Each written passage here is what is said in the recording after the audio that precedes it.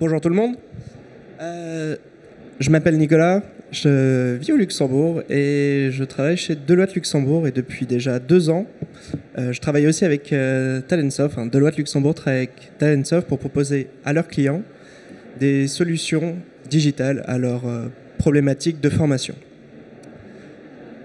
Alors pour vous donner une petite histoire, je n'étais pas encore là, mais il y a déjà 3 ans, Deloitte Luxembourg avait beaucoup de clients qui avaient des problématiques de formation. L'idée était simple, il fallait former des gens sur des réglementations européennes pour faire en sorte que, à la fois, les collaborateurs soient formés sur la partie réglementaire pure, donc la loi, et à la fois sur la partie qu'est-ce que je dis à mes clients en fait. La loi vient de changer la façon de travailler, qu'est-ce qu'on va faire? Donc, afin de répondre à cette problématique, Deloitte Luxembourg a créé D-Learn. D-Learn, à la base, c'était une équipe de 3-4 personnes qui se composaient d'experts et se composaient de formateurs. Et ensemble, ils ont créé une idée.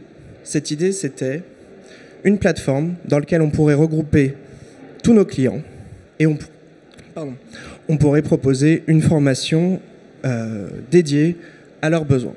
Bon, jusque-là, c'est la même problématique que vous pouvez avoir au jour le jour. Qu'est-ce qui était différent? Il nous fallait une plateforme qui puisse évaluer les besoins de chaque collaborateur, ensuite qui puisse créer un plan de formation dédié à leurs besoins, qui puisse ensuite déployer une formation, et si jamais c'était lié à du présentiel, qui puisse aussi, par exemple, envoyer des invitations, ou alors qui pourrait permettre de pouvoir centraliser tout le parcours de formation dans une seule plateforme. Le choix de Talentsoft a été fait parce que c'était en plus une formation très rapide. Nos équipes avaient une plateforme très rapidement, étaient formées sur la capacité à pouvoir créer du contenu e-learning, à pouvoir le déployer et à pouvoir mettre à jour, si besoin, les contenus, si la réglementation évoluait dans le temps. Ce fut une réussite sur cette première réglementation. Cette réglementation, c'est MiFID II. Alors, je ne sais pas si certains d'entre vous connaissent. Peut-être pas. Bon. Et il était temps de voir plus grand. Notre idée était de créer une vision plus globale. Donc, de ne pas simplement travailler sur des réglementations ou pas simplement travailler sur un seul parcours de formation. C'était de pouvoir permettre de pouvoir évaluer les besoins sur n'importe quel sujet, qu'il soit réglementaire ou autre, de pouvoir déployer une formation ou, si besoin, présentiel ou e-learning, quel que soit le topic. Et pour cela, il fallait qu'on grandisse. Au bout de 6 mois, nous avons déployé des nouvelles formations e-learning et nous avons aussi agrandi la plateforme, le nombre d'utilisateurs et le nombre de clients. Aujourd'hui, on est sans slide, mais on est près de 8000 il y a près de 8000 utilisateurs sur la plateforme. Ça semble pas énorme, mais ces 8000 utilisateurs sont divisés entre 25 clients. Mais alors du coup, certains d'entre vous peuvent peut-être se demander pourquoi est-ce que des clients iraient sur un autre LMS que le leur. Il faut comprendre que notre vision inclut tout le monde. Ça veut dire qu'il y a beaucoup d'organisations aujourd'hui qui n'ont pas encore leur LMS parce qu'ils n'ont pas beaucoup de monde, parce qu'ils n'ont pas beaucoup d'employés et qui préfèrent du coup faire appel à des plateformes externes. Et du coup, nous, on s'est proposé de centraliser tous les besoins réglementaires qu'ils pouvaient avoir en termes de formation sur notre plateforme. Et aujourd'hui encore, après 3 ans, certains ont leur LMS et continuent de travailler avec nous parce qu'on met à jour très régulièrement les contenus et aussi parce que toute la partie réglementaire elle va être gérée par nous sur la formation. Ça veut dire aussi les rapports et tout ce qui va être conformité après la formation. C'est-à-dire qu'on va dire telle personne a fait cette formation-là, donc il est conforme en vertu de telle ou telle réglementation. Donc du coup, on a grandi et on a commencé à élargir notre vision et on est arrivé sur une idée un peu plus grande que simplement la réglementation et la formation. L'idée de mettre la technologie au service des gens pour pouvoir les former et les faire évoluer. Mais ça ne veut pas dire qu'il faut faire un e-learning à chaque fois, évidemment, qu'on veut créer une formation. C'est qu'il faut être sûr que l'e-learning va avoir un but et que ce but va être de former et pas juste d'informer. Et surtout que s'il y a un besoin présentiel, donc par exemple un besoin d'interaction, de simulation, il ne soit pas enlevé parce que l'e-learning serait moins cher ou parce que l'e-learning serait moins pertinent dans ce cas-là. Donc du coup, on a commencé à travailler sur une vision, la technologie au service du développement des clients. Et la mission était du coup de pouvoir donner aux collaborateurs accès à un panel de formation, à l'époque réglementaire, aujourd'hui on élargit, et de tout stocker tout ça sur une seule plateforme. Et cette plateforme, ce fut, et c'est encore, Talentsoft. Donc du coup, on garde la même approche. On a une plateforme dans laquelle on va pouvoir créer des contenus, les déployer, les publier, les gérer très facilement. Pour vous donner un exemple, j'ai un stagiaire qui est arrivé, nous avons un stagiaire qui est arrivé le 2 janvier et là en un mois il est capable d'agir en tant qu'administrateur confirmé sur la plateforme, gérer tous ses parcours, tout son portefeuille de clients et moi j'ai juste à revoir à la rigueur s'il y a une nouvelle manipulation à faire, donc c'est vraiment super à ce niveau-là. Et du coup, on va mettre en lien aussi via la plateforme nos experts pédagogiques et nos experts de contenu afin de créer des contenus supplémentaires. Ou par exemple, quand il y a une mise à jour de certaines lois, comme AML pour ceux qui connaissent, qui est très régulièrement mis à jour, on va pouvoir mettre à jour nos contenus et faire en sorte que tous nos utilisateurs aient accès à un contenu mis à jour et conforme toute l'année. Donc du coup, là, on peut commencer à se poser une première question qui est, mais en fait, vous faites des e-learning, est-ce que votre e-learning il est adapté à votre audience? Est-ce que vous allez former tout le monde avec le même contenu ou est-ce que en fait, vous allez l'adapter? Alors, on a un contenu standard qui va être diffusable. En revanche, pendant toutes les discussions avec les clients, on va, dans un premier temps, parler de nos grands piliers. Nos grands piliers, ça va être définir l'audience, définir le contenu, définir les outils et définir le parcours. Donc, sans rentrer trop dans les détails, puisque du coup ça implique d'autres choses que notre collaboration avec Talentsoft, l'idée c'était que lorsque nous présentons une démo sur la plateforme Talentsoft, une démo de nos contenus, on puisse discuter de l'audience. Est-ce que vous voulez former votre comité de direction par exemple, ou votre management, les opérations? Est-ce que c'est des personnes externes? Est-ce que c'est vos clients que vous voulez informer sur des changements réglementaires? On va discuter des contenus. Est-ce que vous voulez parler réglementation? Vous voulez parler développement de compétences?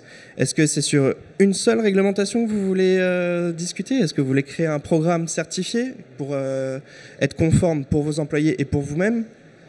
On va parler ensuite outils. Dans ces outils, on va avoir les ressources digitales qui vont toutes être sur la plateforme Talentsoft à disposition des collaborateurs. Des ressources présentielles. Alors, ce qu'on va appeler ressources présentielles, ça peut être aussi bien la présentation PowerPoint d'une... Excusez-moi. Ça peut être aussi bien une présentation PowerPoint pendant une formation présentielle qu'un PDF qu'on envoie avant ou après une formation pour pouvoir faire en sorte que les personnes aient accès à d'autres contenus. Ça peut être aussi le formateur. Certaines de nos formations incluent des sessions de questions-réponses, ce qui veut dire que le formateur ou l'expert de contenu est disponible pour les personnes avant ou après la formation pour répondre à certaines de leurs questions auxquelles ils n'auraient pas pensé. Et un outil pour centraliser tout ça. Parce que pour centraliser un parcours de formation, des fois ça peut être compliqué entre tous les emails qui vont être envoyés, les personnes des fois sont un peu perdues, vont se dire est-ce que je dois commencer par mon e-learning, ensuite est-ce qu'il faut que j'aille à ce cours-là? Pour les très grands parcours de formation, on a choisi une solution qui est de tout centraliser sur la plateforme. Ça veut dire que finalement, dans un parcours de formation complet, un utilisateur va se connecter sur la plateforme Talentsoft, il va avoir son parcours affiché, il va se dire ok, donc par exemple, d'abord je dois lire ce document réglementaire, ensuite je vais faire mon e-learning pour avoir toute la connaissance sur la loi qu'il me faut, ensuite j'aurai mon cours présentiel pour pouvoir pour pouvoir m'aider à expliquer à mes clients quels sont les changements qui, eux, vont les infecter. Et en plus, une fois que toutes ces formations sont terminées, j'ai un PDF à disposition et un forum, par exemple, à disposition pour me permettre de pouvoir continuer à discuter sur le sujet si je le souhaite. Et donc, une fois qu'on a défini tous nos outils, on peut discuter parcours. Alors, dit comme ça a l'air d'être plein d'étapes, mais finalement, un parcours de formation, ça commence pour nous de la création de contenu qui se fait via, par exemple, Talentsoft sur les LCMS, jusqu'à tous les événements qu'il va y avoir après la formation. Ça peut être des sondages à chaud, à froid. Ça peut être des interviews qui vont être faites, ça peut être une discussion avec les facilitateurs pour savoir est-ce que ça s'est bien passé, est-ce que tu as est-ce que tu voudrais faire des sessions de suivi, est-ce que tu penses que c'est pertinent. Et toutes ces étapes-là vont être donc définies dans 5 étapes clés du côté de l'OAT et qui vont être séparées par 2 grandes parties qui vont être avant le lancement et après le lancement de la formation. Donc avant le lancement, on va définir le contenu, on va le valider, on va coordonner les sessions et coordonner tous les événements qui vont être autour. Ça peut être l'envoi des mails, ça peut être tous les événements. Et ça aussi, on peut le faire depuis la plateforme Talentsoft. Tous les événements que vous voulez envoyer, donc on va dire le 7 janvier, j'envoie un email pour dire qu'il y aura une formation tel jour. On peut automatiquement la préparer depuis la plateforme. Une nouvelle fois, dans le but de centraliser toutes vos formations dans un seul contenu. Ensuite, on va avoir, une fois que le lancement va être coordonné, on va lancer la formation. C'est le drapeau vert, je ne sais pas si... Voilà. Et pendant toute cette période-là, le travail du formateur n'est pas fini. Ou en tout cas, le travail du support des formateurs n'est pas fini. C'est-à-dire que pendant toute cette période-là, on peut avoir des retours des clients qui vont demander des ajustements sur certains contenus. On va avoir par exemple des clients internationaux qui vont dire est-ce que vous pourriez par exemple rajouter un pop-up sur cet e-learning pour dire que pour l'Allemagne, il y a une différence à ce niveau-là. Ou alors, est-ce que vous pouvez rajouter une slide à la fin qui, lorsque la personne va cliquer dessus, ça veut dire qu'elle a fini la formation et donc qu'elle est conforme et que du coup, elle a accès à un autre contenu, mais chez nous. Du coup, pas forcément chez vous. Et donc, le travail ne s'arrête pas une fois que le lancement de la formation est fait. Et ce qui est bien avec Talentsoft, c'est que du coup, on peut à tout moment, même si la formation est lancée et que les utilisateurs sont enregistrés, mettre à jour le contenu sans que les utilisateurs soient impactés. Et si on souhaite que les utilisateurs soient impactés, on peut même mettre à jour et envoyer un reminder, un événement en disant « Bonjour, la deuxième partie de la formation a été mise à jour à cet endroit-là. Merci de passer dessus et de vous informer. » Donc, comme vous l'avez compris, on a bâti ces 4 piliers à travers la partie présentielle et la partie technologie. Et sur la partie technologie, nous travaillons avec Talentsoft. Donc, comment ça se passe? Concrètement, avec l'aide de Talentsoft, on conçoit des ressources digitales et des expériences utilisateurs digitalisées. Pour la partie production, on va diviser en 3 parties. On va concevoir, produire et déployer des e-learning. Ça veut dire qu'ils sont faits chez nous. On ne va pas les prendre sur un fournisseur externe. Et du coup, ça va être divisé en plein de petites étapes. Ce que je vous propose, c'est qu'on passe tout de suite à la production, puisque la conception, ça va être l'histoire, la création de l'histoire qui va être gérée en dehors de la plateforme Talentsoft. En revanche, la production, elle se fait in-house avec le LCMS de Talentsoft. L'une des forces que l'on avait lorsqu'on a pris Talentsoft, c'était la capacité de pouvoir faire du multilangue. Ça veut dire, pour une même formation, on va avoir du contenu en anglais et du contenu en français qui va non pas être demandé au début de la formation, mais si on a choisi français ou anglais lorsqu'on s'est connecté pour la première fois à la plateforme, le contenu va automatiquement s'adapter. D'ailleurs, on est en train de travailler sur les versions allemandes, du coup... bientôt, on aura aussi la version allemande de tous nos contenus qui sortira. Et une fois qu'on a produit ça, il faut stocker les contenus. Ça, c'est le LCMS applicatif, c'est le LCMS web de Talentsoft qui permet du coup de pouvoir, c'est comme une librairie, de pouvoir stocker vos contenus et du coup de pouvoir les organiser, de pouvoir créer, avant même d'avoir déployé et publié vos formations, pouvoir créer vos parcours complets. Ça veut dire aussi que toutes les simulations que vous voulez faire, par exemple, imaginer un parcours, réunir plusieurs formations en une seule ou des unités qui semblaient indépendantes au début et les rendre dépendantes. Vous pouvez le faire depuis un espace que jamais vos utilisateurs ne vont voir si vous ne le souhaitez pas. Donc c'est un outil qui est extrêmement utile. Je vous conseille, si jamais vous voulez tester, de le demander parce que c'est vraiment sympa et c'est très très instinctif. Et ensuite, on arrive à la 3e partie, en jaune, c'est au cas où je vous ai perdu, qui est le déploiement. Donc comment ça va se passer pour le déploiement? Donc soit on a défini son parcours avant, sur le LCMS web, soit on va pouvoir le définir directement dessus. Donc on arrive sur le LMS, on a mis nos e-learning, on les a ordonnés, on a même mis des prérequis, c'est-à-dire que chez nous, on ne peut pas circuler dans une formation librement, on a des étapes à respecter. Du coup, depuis le LMS, on va pouvoir créer ce genre de conditions. Ça peut être aussi là où on va pouvoir mettre les passing scores, ça va être comme vous devez le connaître sur vos LMS, l'endroit où on va vraiment gérer et configurer le parcours. Et une nouvelle fois, pour reparler des grandes forces Talentsoft, la dernière étape du déploiement, c'est maintenir le cap. Qu'est-ce que c'est maintenir le cap? On a tous des parcours de formation qui changent en plein milieu. C'est-à-dire qu'il y a eu des demandes de formateurs qui sont remontées sur changer du contenu. Ça peut être l'expert contenu qui, en plein milieu de l'année, vous annonce qu'il y a une nouvelle loi et qu'il faut absolument la mettre en lumière sur nos e-learning. Ça peut être n'importe quelle demande qui doit être implémentée. La grande force, c'est qu'on peut rapidement, après ça dépend du changement de contenu, mais si le changement n'est pas trop fort, on peut rapidement le mettre en lumière sur le LMS, que ce soit dans le changement du parcours, ou dans le changement, soit sur le parcours, soit sur l'e-learning, soit sur tout. On avait eu un client, par exemple, qui nous avait demandé de mettre un certificat de formation différent de ce qu'on avait.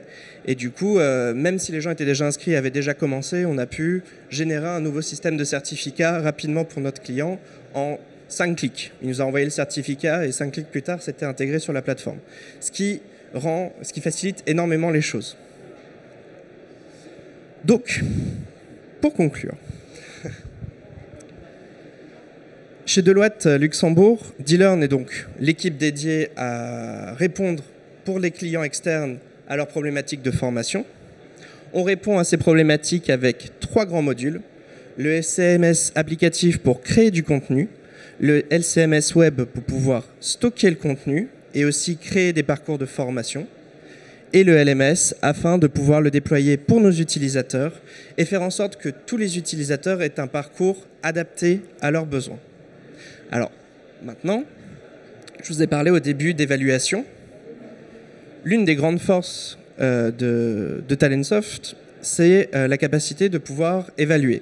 Donc c'est un outil qui est assez récent, on l'utilise très peu pour le moment, on avait déjà créé une évaluation avant, mais l'évaluation, ça peut être une évaluation aussi bien à chaud, à froid, c'est-à-dire comment s'est passée la formation. Ça peut être aussi un assessment comme un examen.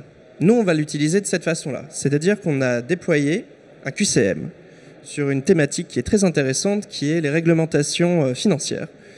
Je suis sûr que tout le monde adore ce thème.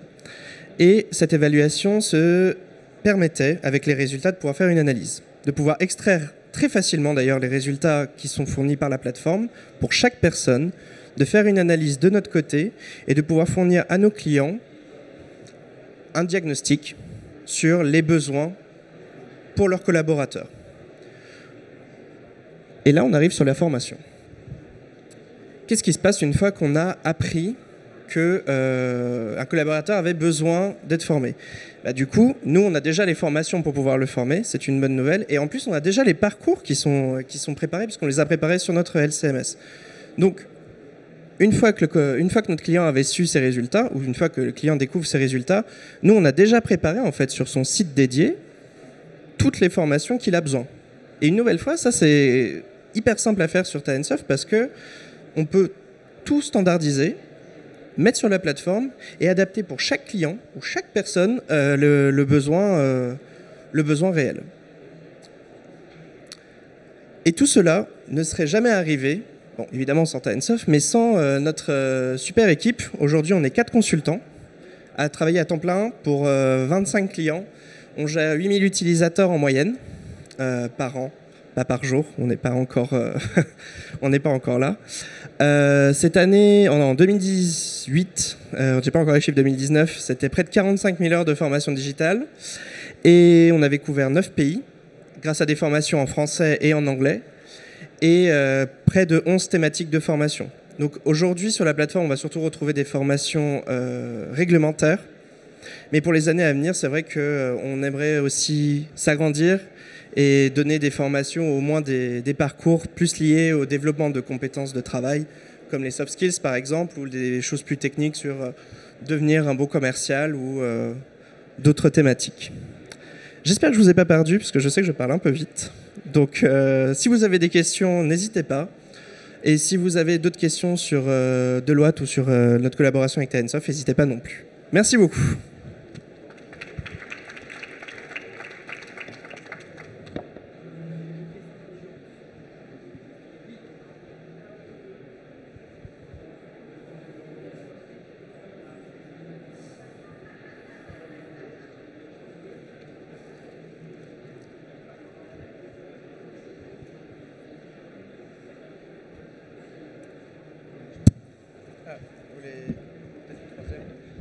Des questions dans la salle sur la plateforme, sur la démarche?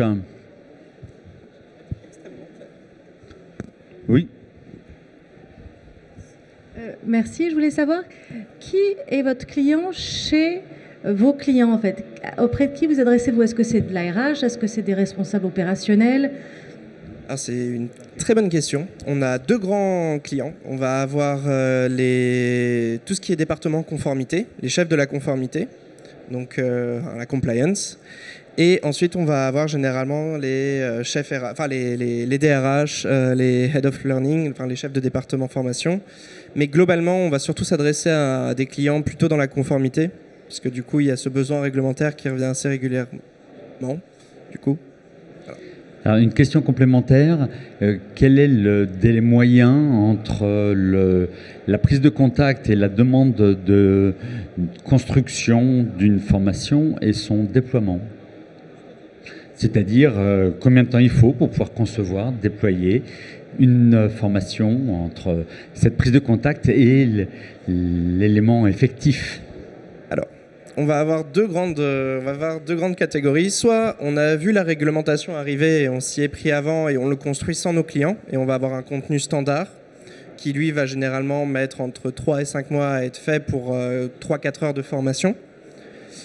Pas à temps plein, parce que généralement on est sur d'autres projets, mais l'idée c'est que ça prend 3-5 mois, le temps de coordonner les experts pédagogiques, les experts de contenu, créer une équipe, valider tout ça. Et une fois qu'on va être avec le client, ça peut prendre aussi bien une semaine si les changements vont être sur purement du texte, et ça peut prendre plusieurs mois si ça va être des ajouts d'animation, si ça va être plus de l'interactif qui va être demandé. J'espère que ça a répondu à vos questions. Oui, oui. Mais merci Nicolas. On va maintenant passer à la conférence suivante. Et merci beaucoup d'avoir...